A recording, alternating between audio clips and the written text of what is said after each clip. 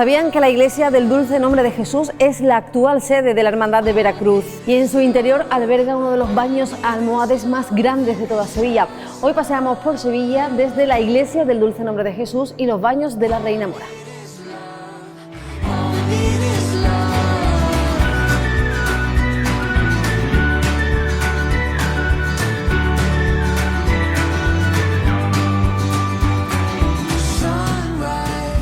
La iglesia del Dulce Nombre destaca por su historia, las congregaciones religiosas que han pasado, las instituciones que han aportado el patrimonio que actualmente se puede ver en ella. Estos baños son un ejemplo de cómo el uso de los espacios a través del tiempo puede transformar una y otra vez un elemento, pero al final lo que perdura es el origen auténtico para el que se hizo, porque ha pasado esto por convento y por todo, pero al final han vuelto después de tantísimo tiempo los baños de la Reina Mora.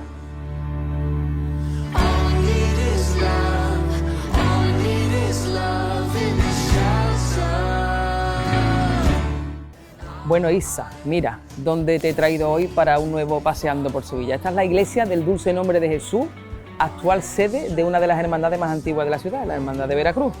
¿Qué te parece? Y tiene mucha historia. Hombre, imagínate, porque es si una tú me has hermandad traído aquí en Sevilla, algo. una de las más antiguas, aquí hay mucha tela que cortar. Vamos para adentro. Vamos para adentro.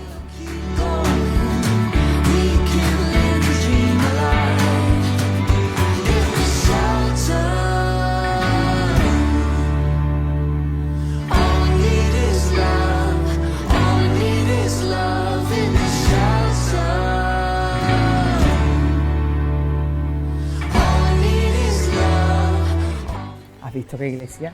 Medio escondida, bueno, muy conocida, ¿eh? Hola Alejandro, ¿qué tal? ¿Qué tal? Soy Isa. Buenos días. Acelina ¿Qué tal, se llama Alejandro? aquí, ¿no? Encantado. Me alegro de verte. Igualmente. Vaya maravilla. Es una maravilla. La verdad es que la iglesia del Dulce Nombre de Jesús pues está muy bien conservada, se restauró hace muy pocos años y además tiene una historia apasionante que vamos a descubrir a lo largo de este reportaje. Es la actual sede de la Hermandad de Veracruz. ¿Desde cuánto tiempo lleváis aquí? Pues la hermandad se trasladó aquí en 1942, procedente del convento de San Alberto, de los filipenses, que está justo detrás de San Isidoro, en la Gota de Leche, y anteriormente, hasta mediados del siglo XIX aproximadamente, estuvimos en el convento Casa Grande de San Francisco, en la Plaza Nueva, que es donde nos fundamos. En 1448 es nuestra fecha de fundación y, como os decía, pues en 1942 es cuando llegamos a la iglesia del Dulce Nombre de Jesús. Dices que es una iglesia con muchísima historia, ¿no? Yo, por ir empezando ya un poco a conocer, a descubrir más cosas del Dulce Nombre. Hombre, fíjate que aquí está la Hermandad de Veracruz, ya solamente escuchar Veracruz te lleva a la antigüedad, porque las hermandades de Veracruz siempre son, en el 90% de los casos, las hermandades más antiguas de la ciudad, ¿de verdad? Sí. Es que no vamos a decir el mito, pero vamos, bueno, sí, el mito de la Veracruz es o la invención de la Veracruz, como se llama todavía en algunos escritos, es muy conocido y muy desconocido a la par. Fue Santa Elena, la madre de Constantino, con 80 años ya, la que decide ir al Monte Calvario a excavar en una especie de prospección arqueológica para buscar la verdadera cruz de Cristo. Parece que manda a excavar. Hay alguna versión un poco antisemita que dicen que tuvo que preguntarle a algunos judíos, bajo tortura confesaron donde parece ser que estaban los cuerpos, y entonces Santa Elena logra excavar y encuentra 3 cruces distintas, claro, la de Cristo y la de los ladrones. ¿Y ahora cuál es la Veracruz? Porque cuando hablamos de una reliquia tenemos que tener certeza de que esa es la reliquia verdadera. Hay un par de versiones, una dice que trajeron a un muerto y otra dice que trajeron a un enfermo. Traen a un enfermo, lo ponen al lado de una cruz y empeora. Entonces esa es la cruz, evidentemente, del mal ladrón, de Gestas. Lo ponen al lado de otra cruz y se queda como estaba, vuelve a su enfermedad como estaba antes de ser acercado a la cruz. Esa es la del buen ladrón, la de San Dimas. Y entonces lo acercan a la tercera cruz y se cura. Y entienden pues que esa es la verdadera cruz de Cristo. Eso se vuelve automáticamente una reliquia de primer orden y se crea la Basílica del Santo Sepulcro, que todavía está en pie de momento, allá en Jerusalén. Y Constantino, que es su hijo, tendrá una visión de la Veracruz en una de las batallas, se le aparece la Veracruz y le dice: cambia el águila que tiene los estandartes de tus huestes por el símbolo de la Veracruz y con este símbolo vencerás. Y es verdad que Constantino venció gracias a la cruz de Cristo, y ya pues a partir de ahí pues nos volvimos todos cristianos, podemos decir. La Veracruz es una de las reliquias que está más extendida. hay muchísimas iglesias que tienen trocitos de la Veracruz y evidentemente cada hermandad de la Veracruz tiene un trocito, tiene un pequeñito Lignum Crucis y tienen la potestad de que pueden, esto es una cosa muy interesante que nos va a contar Alejandra ahora, pueden procesionar ellas solas, no hace falta ni que vaya el Cristo por la calle ni la Virgen, que son titulares de la hermandad, porque solamente ya la reliquia es titular de la hermandad y aquí la tenemos, que la vamos a ver en un ratito. Fíjate tú, de ahí viene la devoción a la Veracruz, que es una de las devociones más importantes que hay en la cristiandad entera. Exactamente, efectivamente. Nosotros tenemos concretamente 2 Lignum Crucis en la hermandad. Tenemos un Lignum Crucis que lo tenemos en el altar sobre un relicario de plata y tenemos otro también en la cruz de guía, que procesiona pues abriendo el cortejo de Nazareno de la hermandad de la Veracruz cada lunes santo.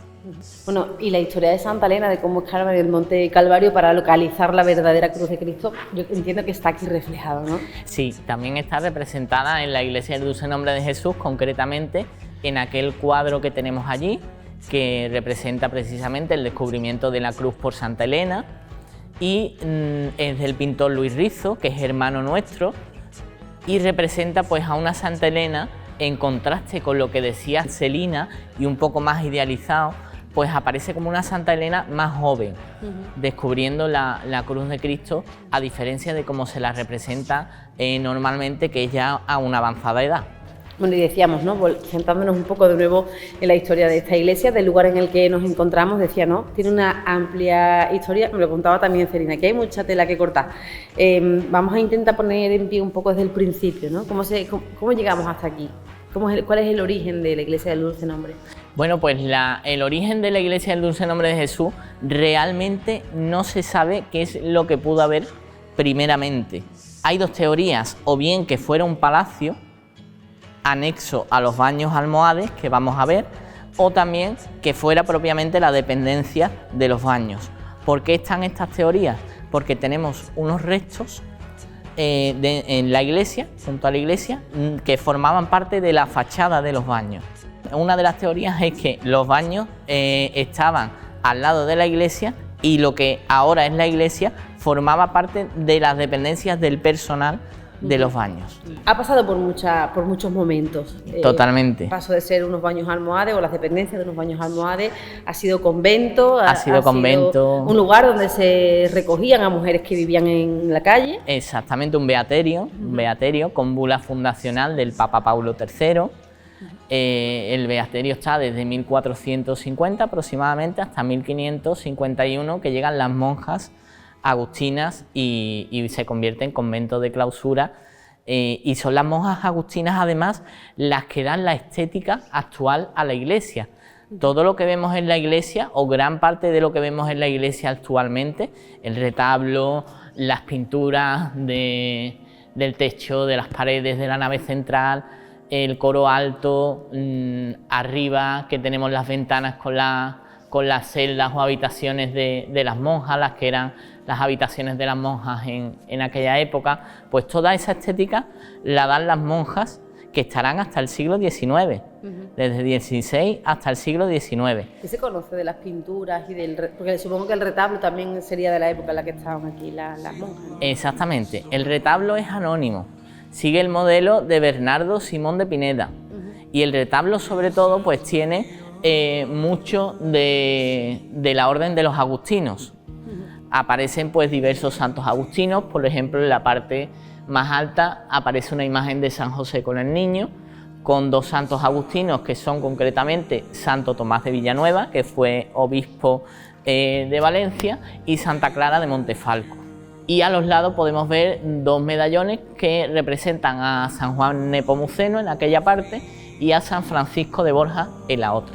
Y si seguimos bajando en el retablo podemos ver de nuevo a San José con el Niño en relieve y a San Juan Bautista Niño en la otra parte, a San Agustín a tamaño académico, que es representado como obispo y escritor, y en el otro lado a su madre Santa Mónica. Y en el centro pues podemos ver la talla de nuestro bendito titular, del Santísimo Cristo de la Veracruz. Es una imagen anónima, de en torno a 1500. Y tiene 2 peculiaridades. Es el Cristo más antiguo sin fechar de la Semana Santa de Sevilla, que procesiona, y también es el Cristo más pequeño que procesiona la Semana Santa. Mide 1,35 m y procesiona con 2 ángeles, que los tenemos a los lados, que se adquieren hace alrededor de un siglo, un poquito menos de un siglo, a la Hermandad del Calvario, y que tienen una peculiaridad. Bueno, son ángeles seriferarios, es decir, que llevan cera, que llevan faroles que alumbran con cera, exactamente.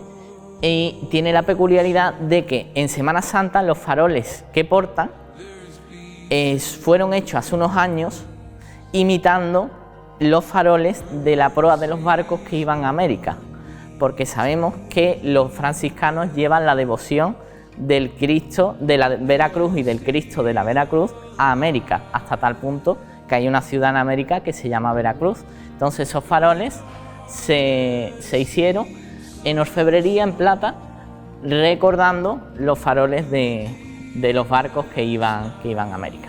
Bueno, importante, impacta mucho el contraste que hay en el presbiterio de color de las pinturas con el resto de la iglesia. Sí. Y sobre todo los frescos, ¿no? Sí.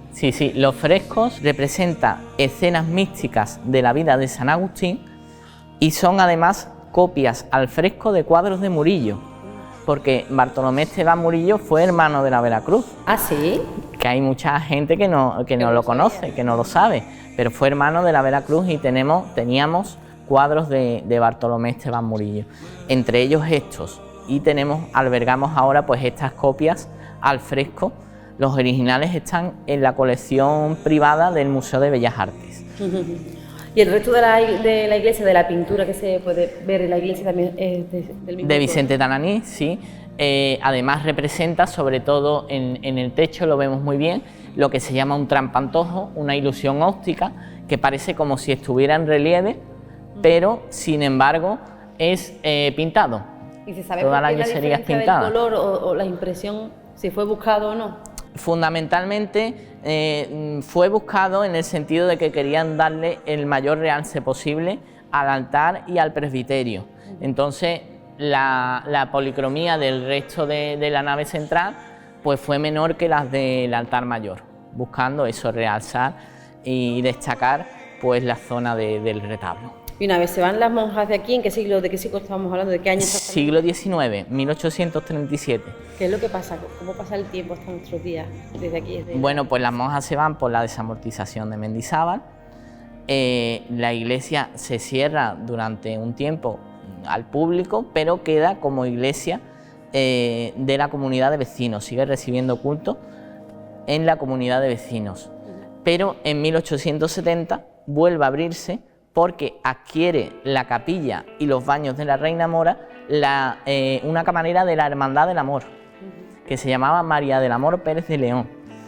¿Por qué? Porque la Hermandad del Amor hasta entonces estuvo en la iglesia de San Miguel, que estaba en la Plaza del Duque, hasta donde hace poco pues hemos tenido los sindicatos, el edificio de los sindicatos, y se produce la demolición de la iglesia de San Miguel en la segunda mitad del siglo XIX. Entonces la Hermandad del Amor viene a la iglesia del Dulce Nombre de Jesús cuando la adquiere su camarera y estará aquí hasta 1905. Posteriormente llegarán los frailes dominicos, será convento nuevamente.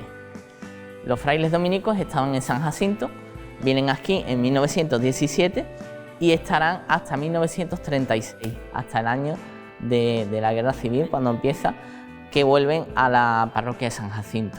Y 2 años más tarde, en 1938, llega la ONCE, la Organización Nacional de Ciegos. Historia larga, te lo he dicho. Es una historia larguísima. Ha pasado todo el mundo. Llega la Organización Nacional de Ciegos, estará aquí varias décadas, y la Hermandad de la Veracruz, que llega 4 años más tarde, en el 42, como dijimos anteriormente, compartirá la sede durante décadas con la Organización Nacional de Ciegos, con la que seguimos teniendo mucha vinculación.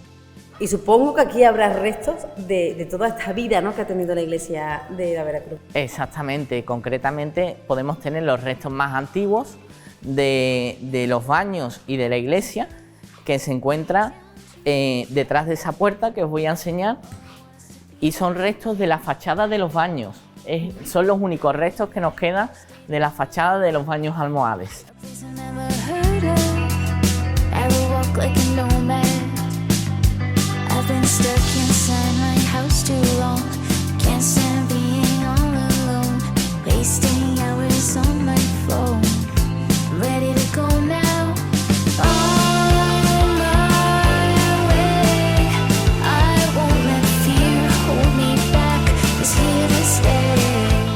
Bueno, mira qué cosa tenemos aquí al lado de la iglesia de Veracruz. Esto es lo que nos queda de los baños, o los que son llamados, mal llamados, baños de la Reina Mora, ¿eh? Porque aquí no hubo nunca mora que se bañarse en estos baños que fuese reina, porque sí que es verdad que aquí esto es un baño musulmán, evidentemente. Cuando llegó aquí Fernando III, allá por el 1248, se encontró hasta 19 baños musulmanes, porque los musulmanes tienen en su vida el agua. De hecho, fueron los que introdujeron el agua en nuestras vidas, por así decirlo. Claro, llegan los cristianos y después del repartimiento y tal, se siguieron utilizando los baños, sí que es verdad, pero cada vez fueron haciendo menos falta porque no hay costumbre de bañarse entre los cristianos, porque las costumbres van variando, digamos que las rutinas son otras. Empiezan a decir que a través de los baños se cogen infecciones, que no es verdad, que las pestes vinieron después, cuando se cierran los baños y cuando se pierden los alcantarillados y ese tipo de cosas. Nunca hubo una peste entre los romanos, ni entre los musulmanes. Las pestes vienen cuando vienen los cristianos. Y parece ser que Fernando III cedió estos baños a su hijo Alfonso X. Y su hijo Alfonso X, a su vez, se los regala a su madrastra. Fernando III se casó 2 veces, una con Beatriz de Suabia, que es la que está enterrada allí en la Capilla Real, frente a su esposo y a su hijo, que murió muy joven. Beatriz murió con 34. Y Fernando se casó otra vez con Juana de Ponthieu, francesa, o la francesa dice este apellido. Y parece ser que Alfonso le regala estos baños a su madrastra Juana. Entonces estos serían los baños moros de la reina cristiana o de la reina, los baños moros de la reina. Pero hombre, no es lo mismo decir los baños moros de la reina que los baños de la reina mora, porque todavía hoy se dice: ¿qué pasa, reina mora? Pero te lo dicen, a mí me lo dicen, efectivamente, me lo dices hasta tú.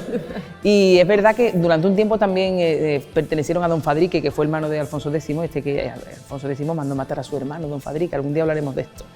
Sí, porque le pesó toda la vida. Pero hubo un tiempo en el que, por lo visto, esto fue propiedad del hermano en algún momento, pero sí que es verdad que el nombre que ha agarrado aquí es el más novelero de todos: baños de la reina mora. ¿Se bañó aquí alguna reina? Pues a lo mejor se bañó la reina Juana, pero que la reina Juana mora desde luego no era. Aquí se bañaban los musulmanes. Los musulmanes tenían una gran afición a bañarse. Hay varios baños musulmanes que se han mantenido. Este es el más grande, sin duda, en la calle Mateo Gago. Se hizo patente que hay unos baños en el Bar Girarda también, el Amman, que era como una especie de sauna, y eso ya se fue perdiendo hasta que los baños se clausuran. Este se adscribió con las monjas agustinas, llegó a pertenecer al convento, y gracias a una restauración magnífica que se ha hecho entre todos, entre la Diputación, Ayuntamiento, las hermandades, todos nosotros, pues se ha recuperado una de las salas principales, que es esta, y bastantes salas aledañas, ¿eh? Aquí en la sala anterior por la que se entra están unos paños de Sesca originales, preciosos, además que son contemporáneos, incluso, como dice Alejandro, incluso mejores que los de la Girarda, y permiten datar a estos baños perfectamente. Sí. Y los únicos que se conservan de interior en Sevilla. Porque todos los demás están al aire, están los paños de Sesca de la Girarda y los del Patio del Yeso del Alcázar, que tienen 1000 años ya. Y se han recuperado los colores de las lucernas, de la manera natural que había de darle luz a los baños musulmanes. Los baños musulmanes eran un paraíso.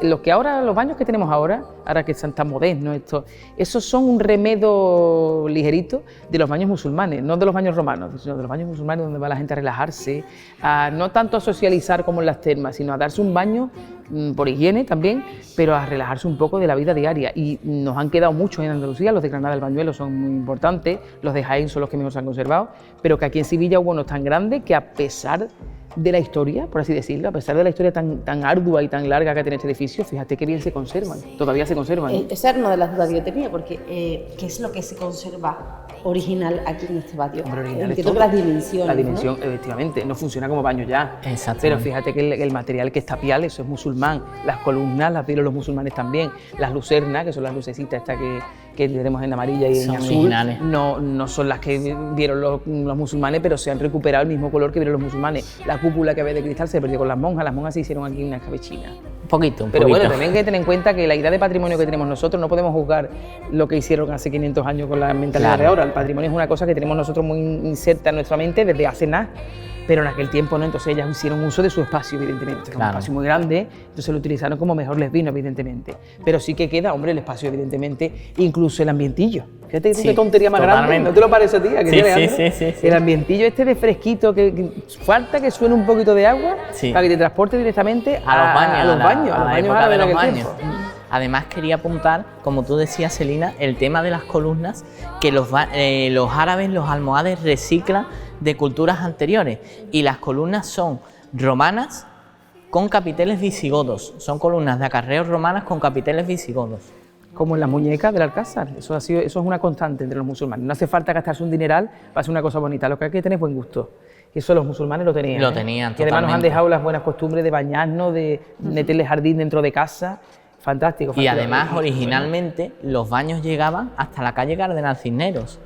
O sea, eran grandísimos, eran grandes complejos, donde la gente iba bastante a menudo, además, y de una manera cotidiana. Una cosa todavía hay muchos baños a los que la gente va de manera... En Estambul puedes ir a bañarte perfectamente. Nosotros eso se ha perdido, eso se perdió con los cristianos, se ganaron otras cosas. Alejandro, cuando llega la hermandad aquí y se encuentra este espacio, ¿qué más aparece? No sé si se han hecho excavaciones, si han aparecido aquí más elementos, ¿no?, de la época. Sí, pues han aparecido elementos, incluso cuando se hicieron la restauración de los baños, elementos de hasta el siglo IX. Los baños los tenemos dentro de los siglos XII-XIII y hay elementos de hasta el siglo IX de antigüedad. Sí es verdad que se encuentran, por ejemplo, muchos enterramientos de monjas. Una vez que se hace la restauración, pues sí se llevan y se entierran en Camposanto las monjas, pero había muchos cuerpos.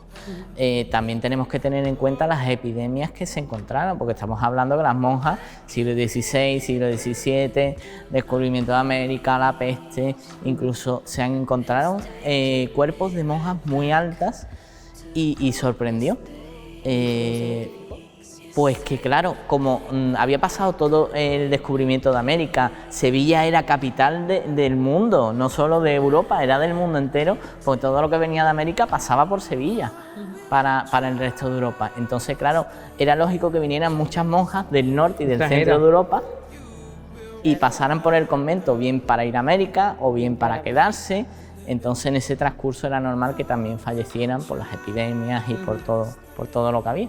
19 años, parece ser que es el que mejor se conserva de todo. No sé cómo os imagináis vosotros que funcionaba esto en aquella época. Yo imagino que funcionaría bien, con gente entrando y saliendo, porque como te he dicho antes, era una cosa cotidiana que lo hacía la gente todos los días, los hombres por su lado, las mujeres por otro, sin ningún tipo de tinte de lo que les podamos dar nosotros, de poca higiene o que te podías coger cualquier cosa, nada, una cosa absolutamente cotidiana. Y que gracias a eso nosotros tenemos la costumbre de bañarnos a diario muy inserta en nuestra vida, porque si vas al norte, mientras más al norte vas, tanto de España como de Europa, el agua se aleja de las costumbres cotidianas, y eso es gracias a que nosotros tuvimos a los musulmanes aquí mucho tiempo. Mucha gente muy bien avenida, digamos, en su día a día, y que tenían siempre un ratito, igual que ahora la gente se va a correr, porque tenían un ratito siempre para un baño diario en una zona pública, una cosa que hoy está muy alejada de nuestro pensamiento. Sí, y además que ellos eran muy adelantados, los árabes eran muy adelantados a su tiempo. Es decir, que aquí había sala de agua fría, agua templada y agua caliente. ¿En estos baños? Las tres, en estos baños. O sea, ibas jugando con la temperatura. Pasabas de una sala a otra según el baño que te quisieras dar.